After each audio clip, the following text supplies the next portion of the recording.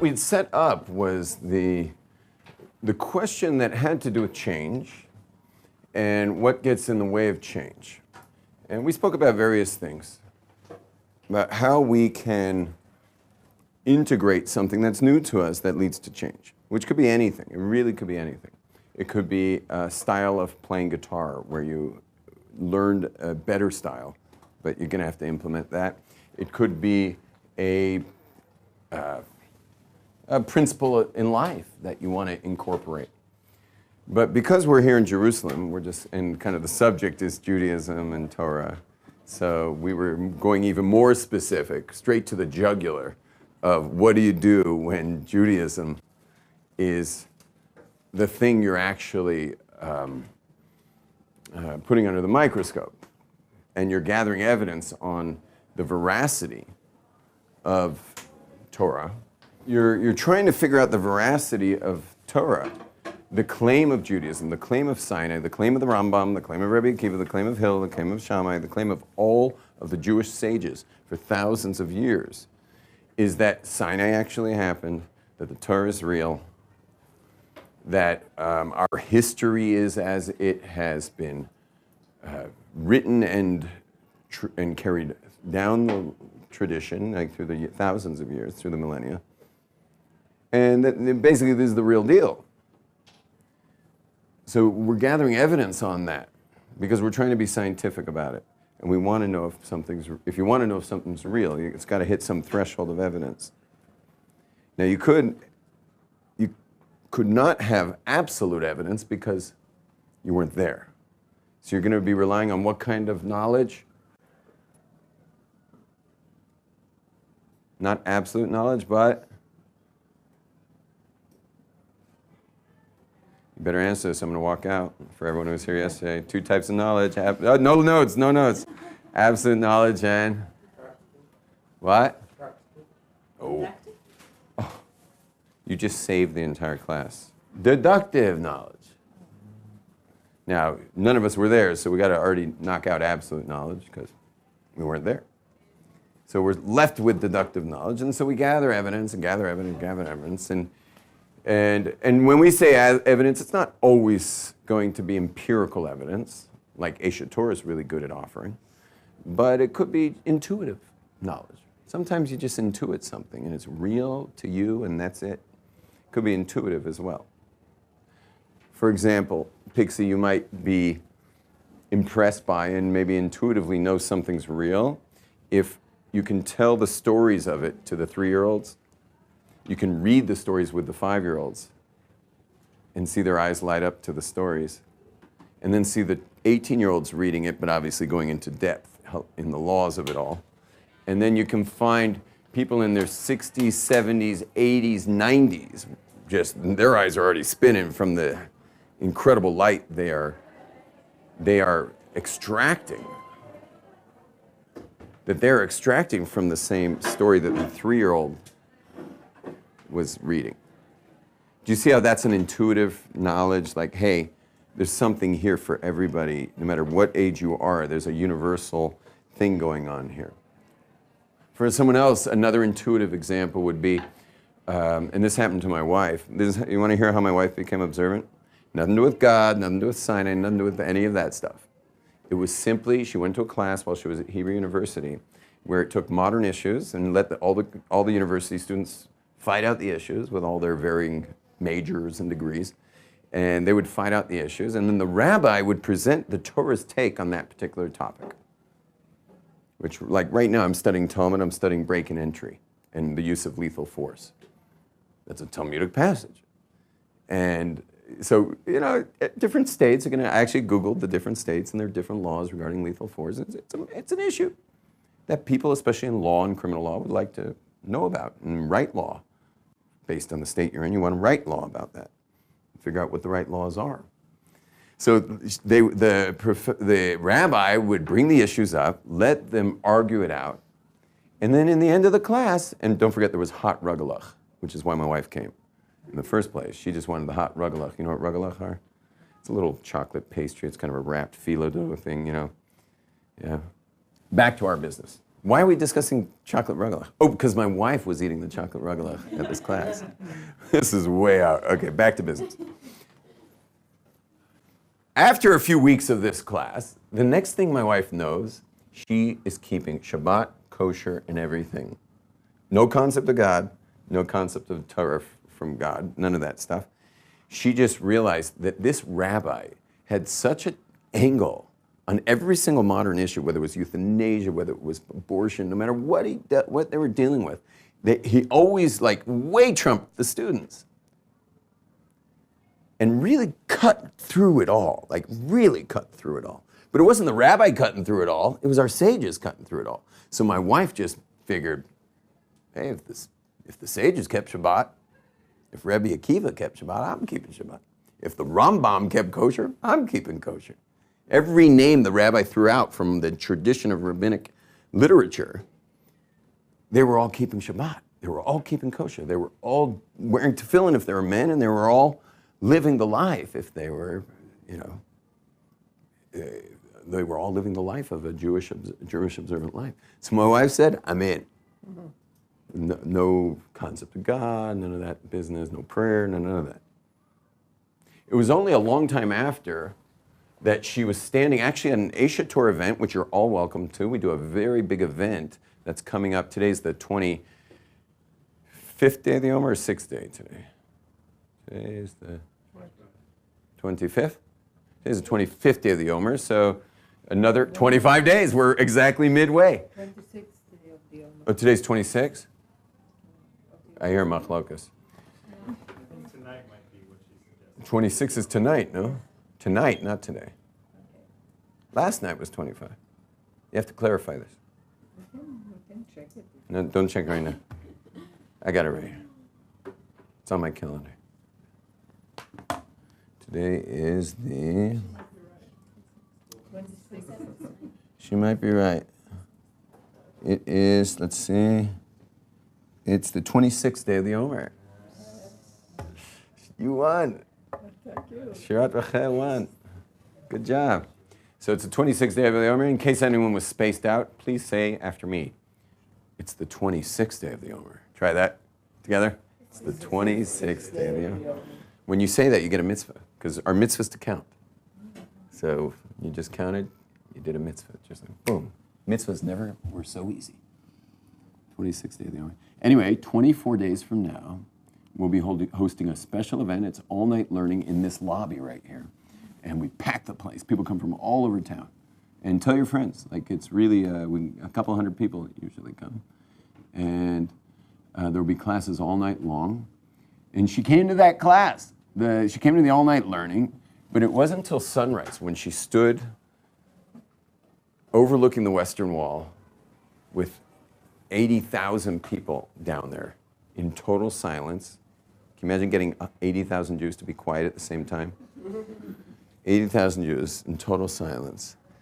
And she stood there and she kind of got this moment of, there is a God.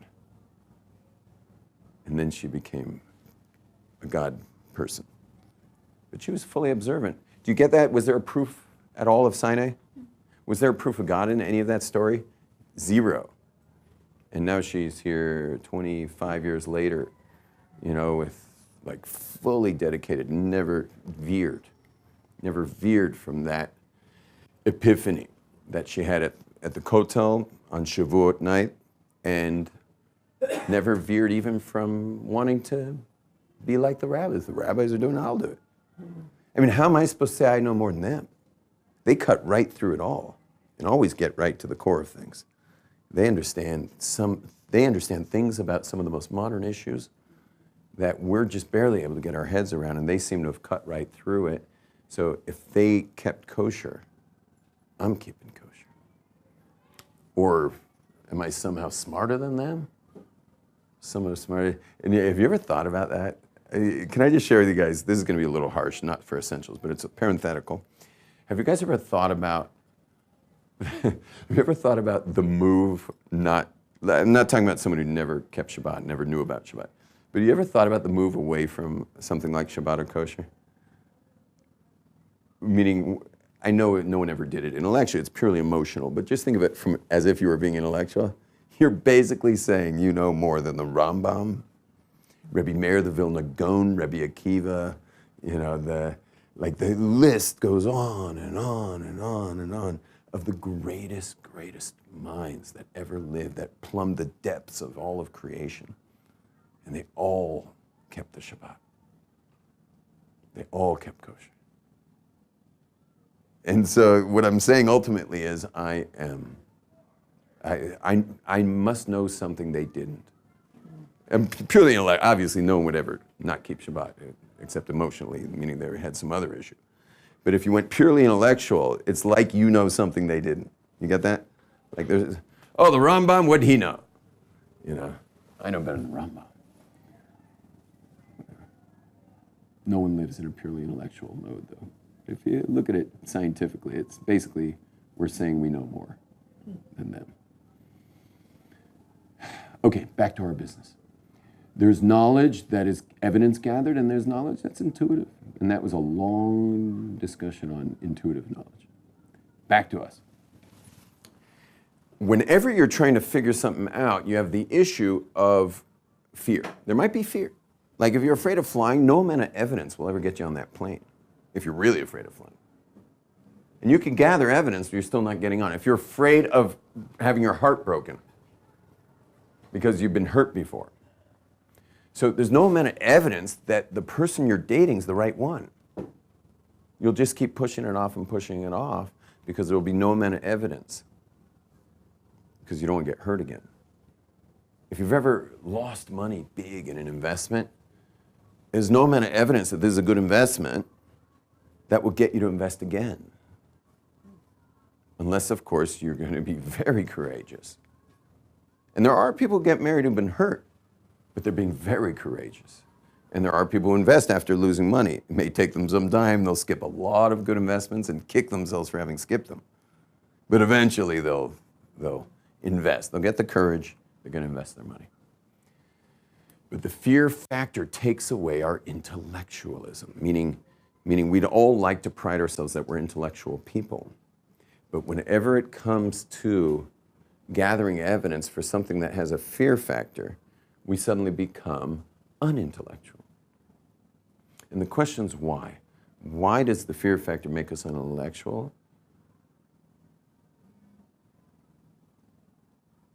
Or that's not the question. The question is, what is the fear? What's the fear? Well, it depends on the thing. Is it flying? Is it getting hurt? Is it losing my money? What's the fear? And so yesterday, Matan, we listed all the different possible fears with Judaism. But what we discovered was the number one fear in regard to Judaism, the number one fear is, who remembers it? What will they say?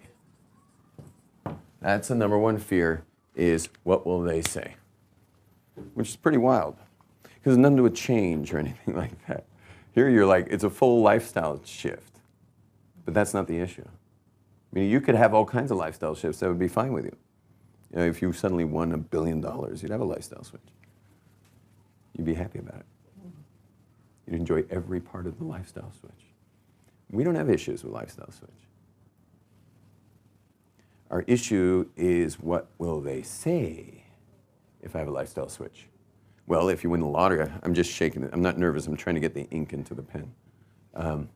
If you have, people are like, what happened to him? He seems really nervous about this point. So if you have a lifestyle switch that had to do with you winning $1 billion, they will say a lot. It's going to be good stuff or bad stuff. It's going to be good stuff.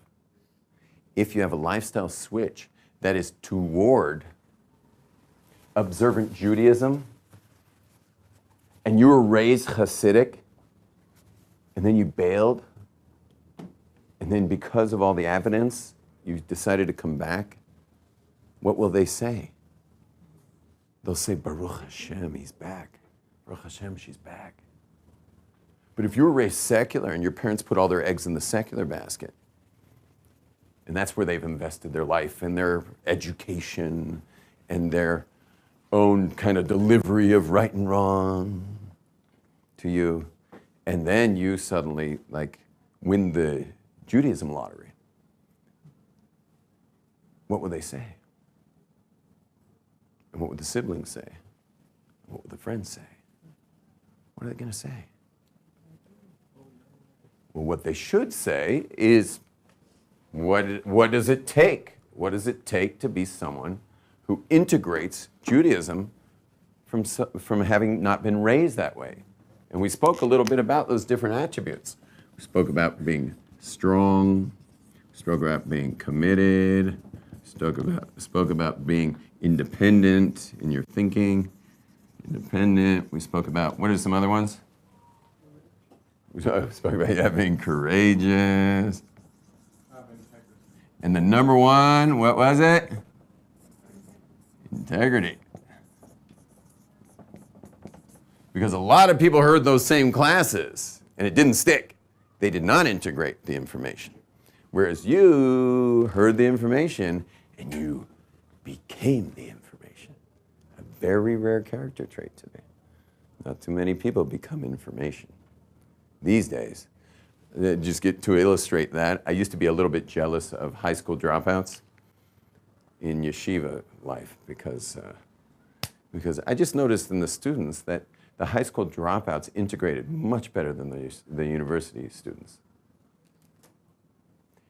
The university students had had many years of non-integrated overload information that they had to somehow get onto an exam, which would be an essay or test of some sort.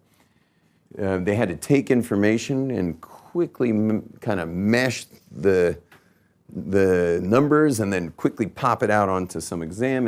And if there was any time to integrate it, they would already be in a new semester and new information and more exams. And not to mention the party environment, which means you're cramming a lot. Even if you're not a crammer, you're definitely going to be cramming quite a bit. And so you're cramming the information, which means there's no way you're ever going to chew. You're not even going to chew on it to digest it. Whereas the high school dropout, or the guy who never went to university but finished high school, is used to sitting on ideas, like chewing on it. Swallow it, digest it, see how it works, see what it means to you. Maybe implement it for a few weeks, see where it goes. And I've noticed over the years, just watching students who didn't go through those 4 years of rammed in information compared to those who got to have it nice and smooth and then came to hear about Judaism, I noticed there was a correlation with them, that they were able to, their integration levels or integrity was higher. And it's wild to think about because the ones who went to university had many more classes on ethics and sociology. They had much more history on like the evils of humanity on in history and the wars and they of anyone should have been more integrity. The university graduates should have the integrity. They had heard much more about what could go wrong with human civilization than the high school kids. But they displayed a lack of being able to integrate the information compared to the high school kids. It's interesting. Just a thought about life and integrity. Now, are families going to say these things about you? Best friends are going to say these things about you? Parents are going to say these things about you? Siblings are going to say these things? Cousins, aunts, uncles, are they going to say these things? No way. They're not going to say any of that about you. They're going to say, we always thought you were a little odd.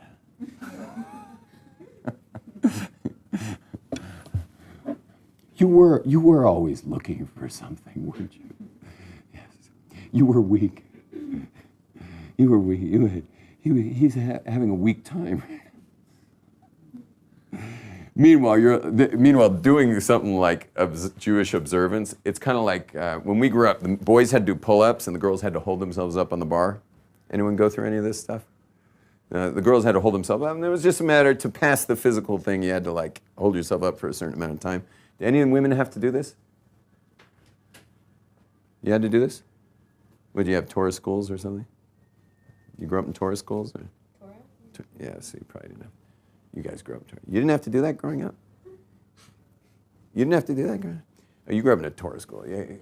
Everyone here grew up in Torah schools. Do we have one woman here who didn't grow up in a Torah school? Did you grow up in a Torah school?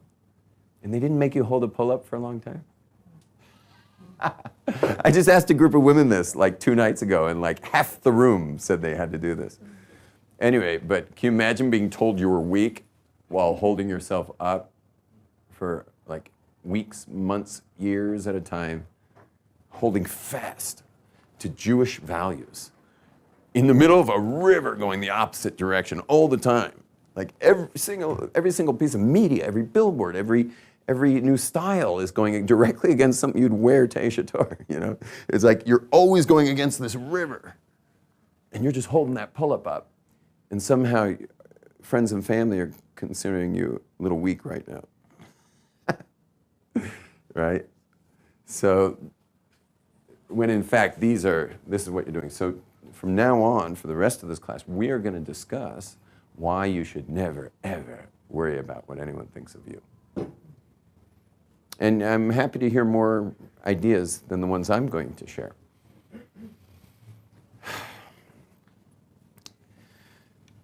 First of all, I'd like to just make a little visual, just to get a picture of what we're talking about here. Make a kind of a chart here. Not sure how to do this.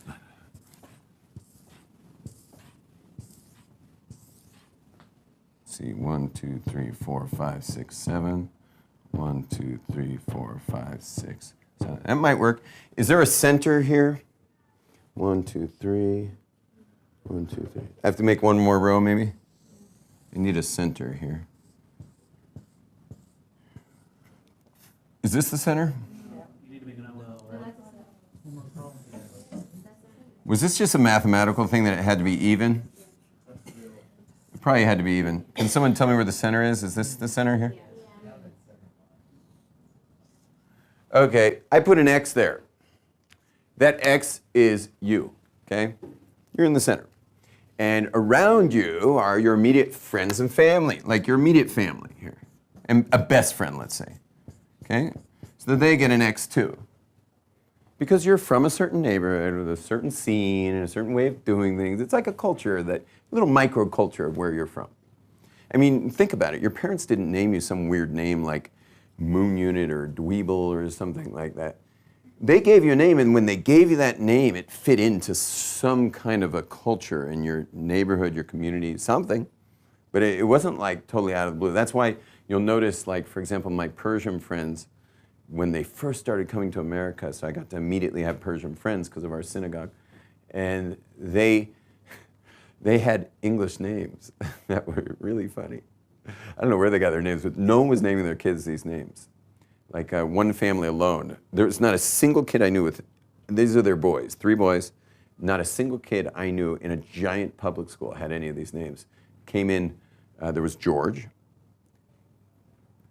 Manny, and Claude. What?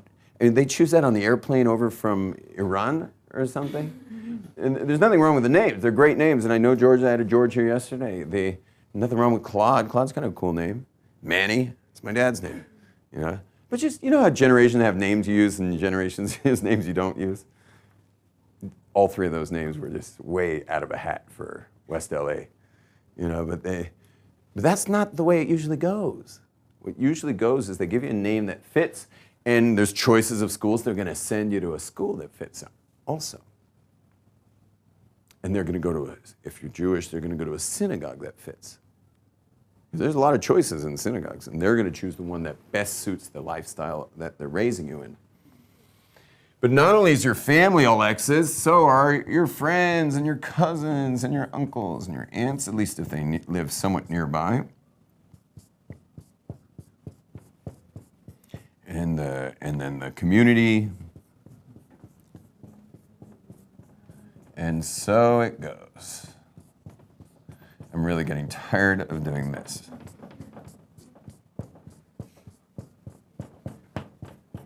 Now, of course, when you go further out, you drive 100 miles or something, you're going to get a different style. I mean, I can tell you where I was raised. I was raised in probably one of the snobbiest places in the world. Maybe just below Beverly Hills. Just below Beverly Hills. It goes Beverly Hills, Bel Air, Brentwood. I grew up in Brentwood.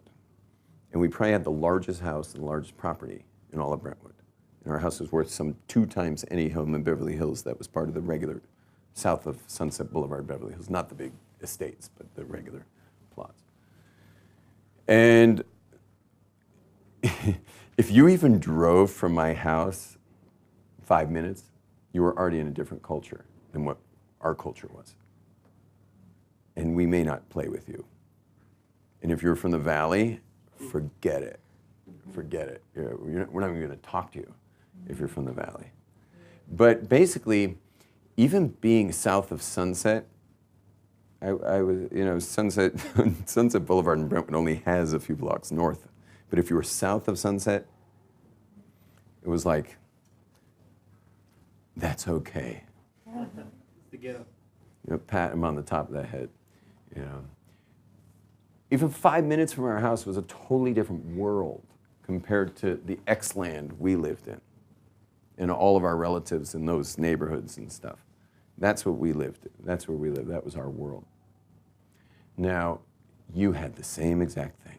It may not have been this kind of fancy place, but wherever you're from is X, right or wrong. Where are you from, Daniel? Whereabouts? Fairfax. Had an X, probably similar to a lot bigger an area than we had in Brentwood. Where are you from, nice lady? Toronto. Toronto. And what part? What part of Bathurst? There's like St. Clair. And there was a style there, wasn't there? That was different than. Like Thornhill? Yeah, Thornhill. Yeah. So it's different than Thornhill, right? Thornhill is Z or something, Where are you from, Ben? 5 towns. Which town? Lawrence. Lawrence has a style. And Lawrence is not Cedarhurst. No. It's different. It's different. Not very different, but Yeah, it's different. it's different. Matan, where are you from? Actually from here, from Jerusalem. Jerusalem. So Jerusalem's definitely got a style that you're not going to find in Ramat Gat, or did I say that right? Kiryat Gat. Kiryat Gat is not going to have the same thing. Certainly not Tel Aviv. As much as the Shuk's gotten really cool, right? You come to party at the Shuk sometimes? Yeah. You come to the Shuk to party? Yeah, he would. I live at the Shuk. My neighbors are not happy about the party. I'm happy about the party. I like the party. It's just a little interesting when they walk by shaking their heads and all of a sudden they see me holding a half a liter beer, just going like, this is amazing. How did this come to my neighborhood?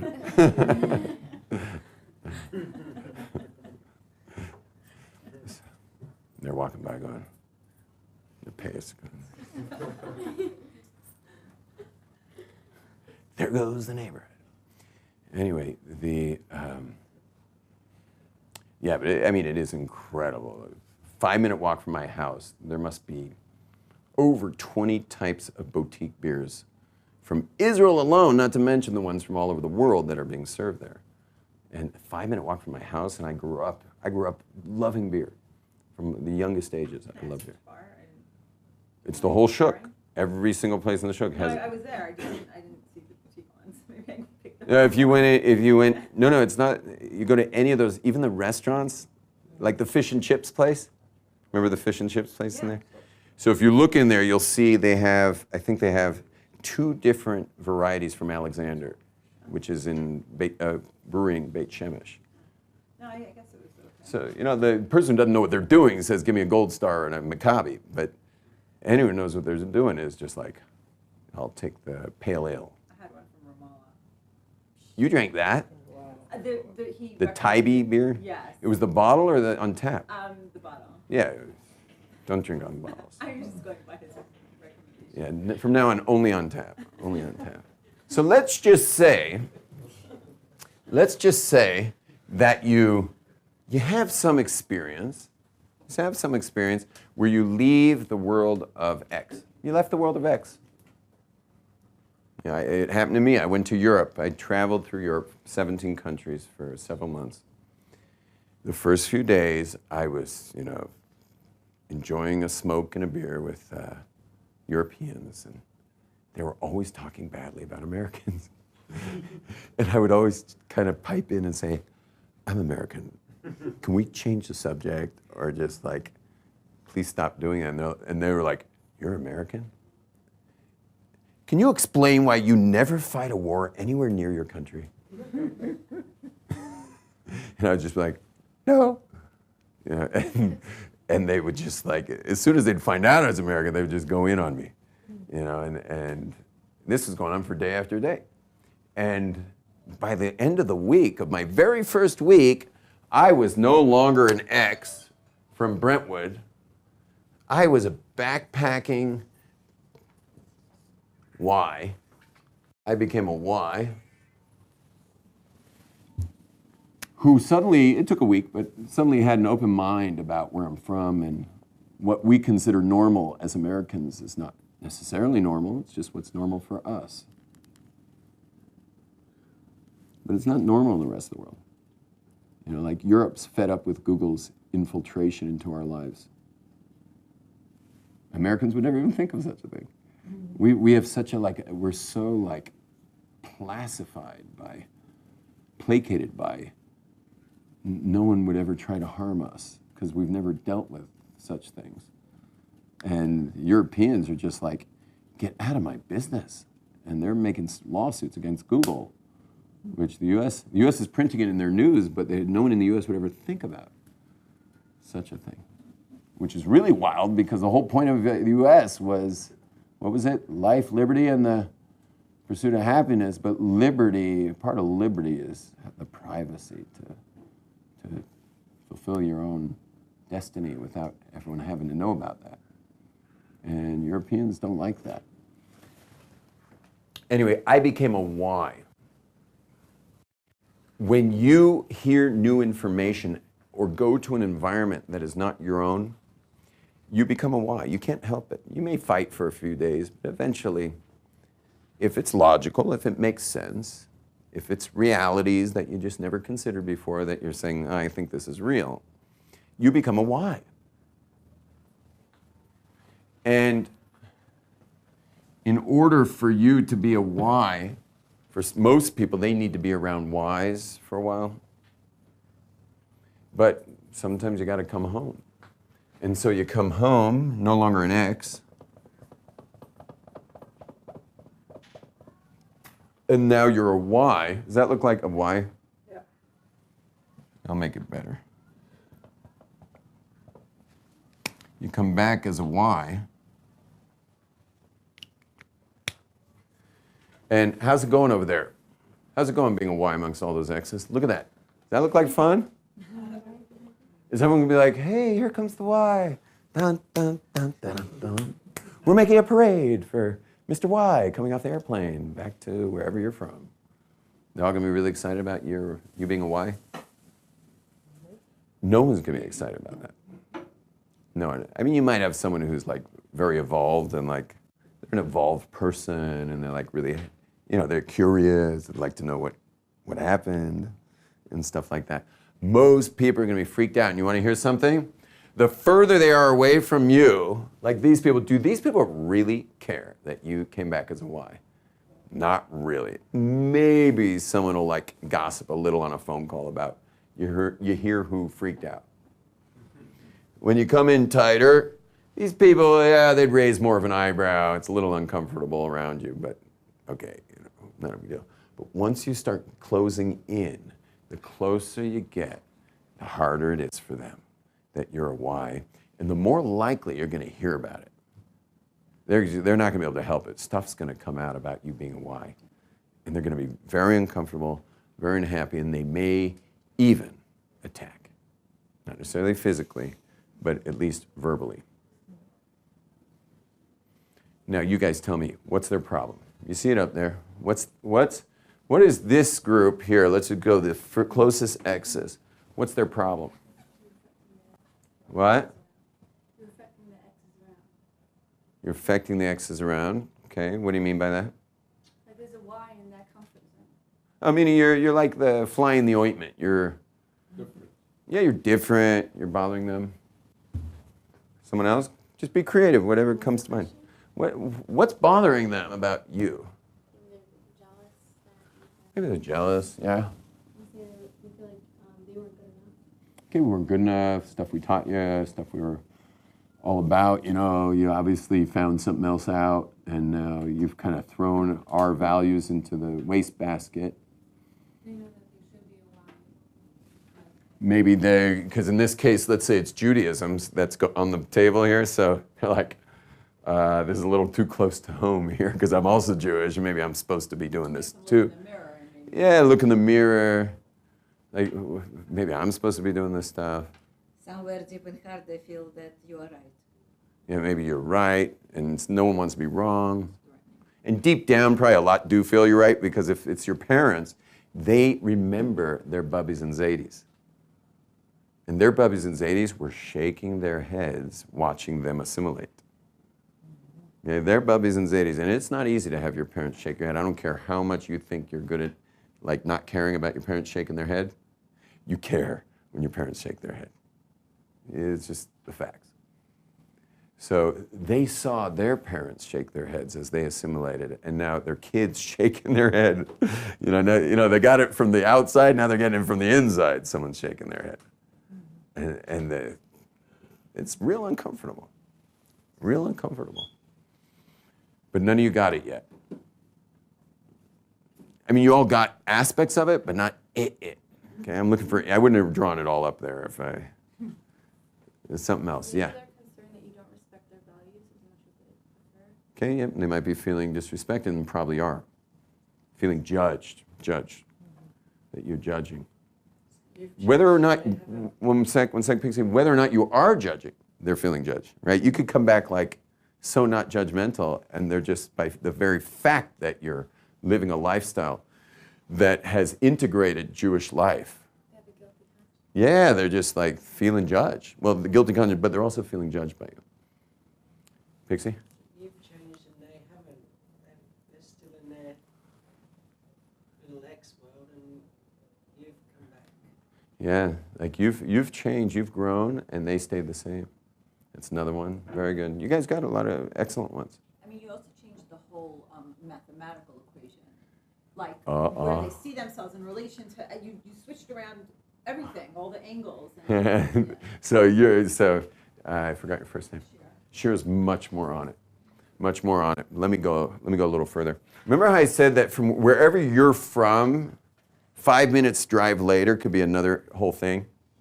Meaning if you've like made it in Manhattan, Upper West Side of Manhattan, and then we somehow like kidnap you by a helicopter and airlift you, and then drop you in New Guinea with no way out, you're a fish out of water now.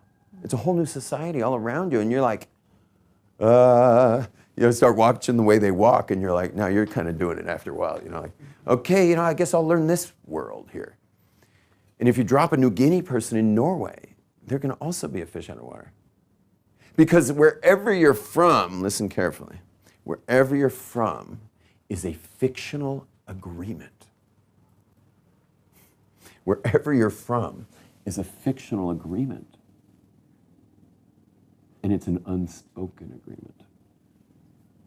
So if you're from West LA, it's a fictional agreement. If you're from West LA, did I say West LA or Brentwood? If you're from Brentwood, there's a fictional agreement. If you're from West LA, there's a fictional agreement. If you are from Arizona, there's a fictional agreement. If you're in Tempe, Arizona, that's one agreement. And Phoenix has another agreement. If you're Persian, there's all these agreements that I'll never figure out. I grew up in my best friend's Persian home. I don't understand those agreements. But they're agreements. Wherever you're from is a fictional, unspoken agreement. Now listen carefully. For you to be who you are in that fictional agreement, for you to be who you are, meaning your own identity. You know, maybe I'll preface this with something.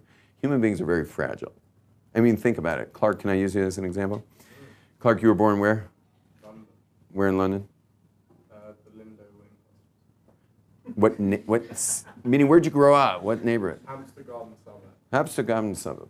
So Hampstead Garden suburb, yeah, you would agree with me 100% that if you were somehow born like a little too light-skinned in Iraq, you'd have a totally different headspace? Yeah. For sure, right? And if you were born on the North Shore of Hawaii as a Hawaiian, you know, just to two like Caucasians, and you were just raised surfing and smoking weed, yeah. So would you agree you'd have a totally different headspace? Human beings, in their identity of who they are extremely fragile. Extremely fragile. And because we're so fragile, it creates insecurity. And therefore, human beings grasp onto stuff for identity. That's why, for example, I think everyone in this room knows they have certain negative attributes. We all have issues, right? But if you notice you keep those around, why do you keep your negative attributes around? If they're negative, get rid of them. Shake them off. Why would you keep your negative attributes? Because you're like, well, at least I know who I am. I'm not proud of the fact that I have the terrible temper or this, that, or the other. But it's part of our fragility, is that we'll even go with our negative stuff in order not to be no one. Anything not to be no one. And so all these fictional agreements are going around with whatever place you're from, whatever culture your parents raised you in. They're all fictional agreements. You have to play the game. Unless, of course, you don't play the game.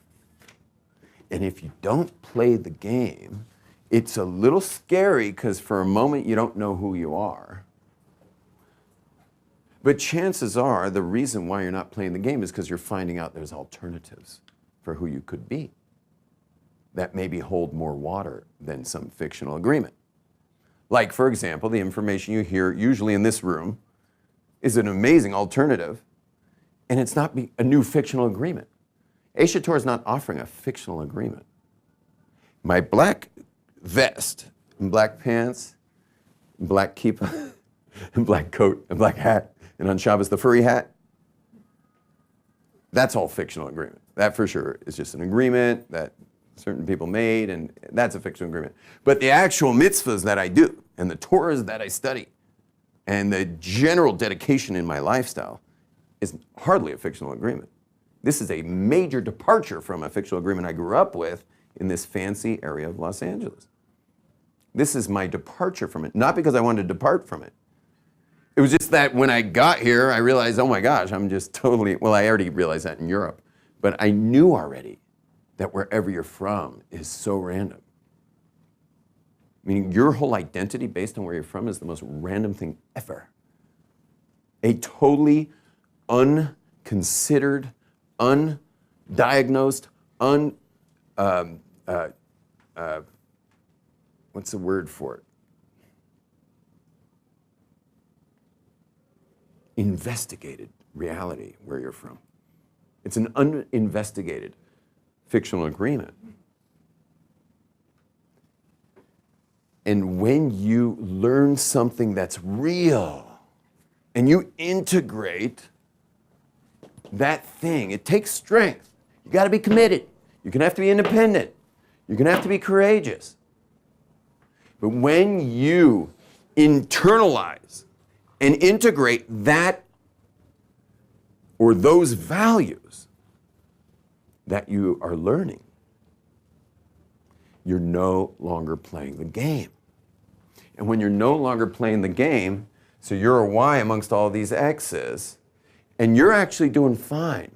But what is the problem? I know you guys all told me what the problem is for all these X's, but maybe you got it better, Sharon, now. What is the problem?